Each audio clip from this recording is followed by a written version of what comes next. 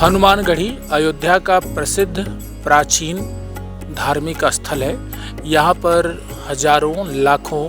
भक्तों की आस्था टिकी रहती है। अयोध्या आने वाले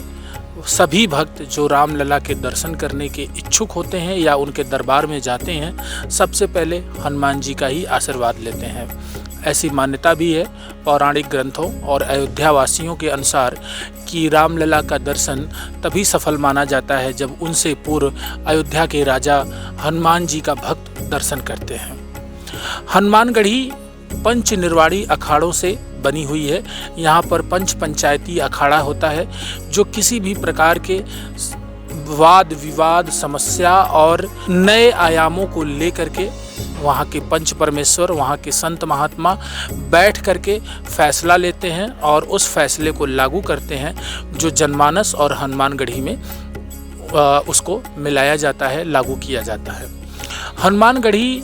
राजा हनुमान यानी हनुमान जी का प्रसिद्ध मंदिर है, जहाँ पर हनुमान जी के लिए चोला, लड्डू, गुड़, चना,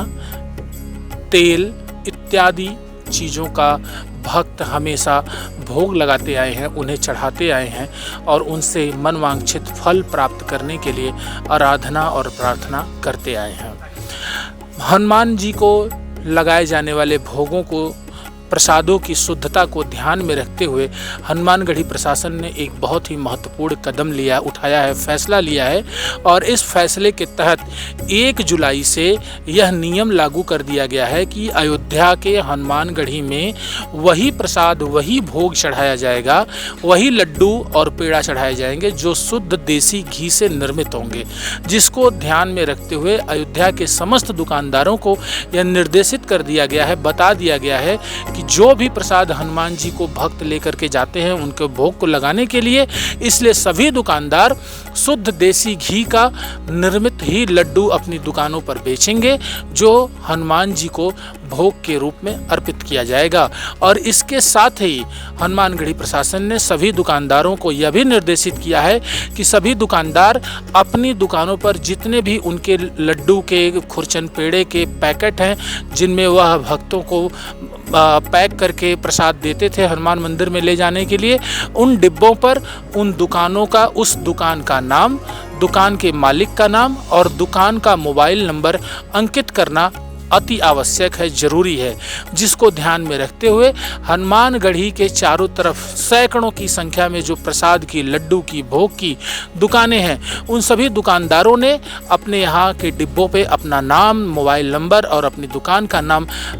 प्रिंट करा दिया है और उन्हीं पैकिंग में, उन्हीं डिब्बों में अब हनुमान जी का भोग प्रसाद पैक करके, लड्डू को पैक करके, प्रसाद करके भक्तों को दे रहे हैं और वह भक्त हनुमान जी के दरबार में लेकर के पहुंच रहे हैं और हनुमान जी को चढ़ा रहे हैं। यह हनुमानगढ़ी का बहुत ही महत्वपूर्ण कदम उठाया गया है जिससे मिलावटखोरी पर रोक लगेगी, शुद्धता की बढ़ावत होगी और हनुमान जी को जो भी प्रसाद भक्त चढ़ाएंगे वह शुद्ध चढ़ाएंगे, इसमें किसी भी प्रकार की मिलावट न पाई जाए, इसके लिए हनुमानगढ़ी प्रशासन ने यह कदम उठाया है और आगे भी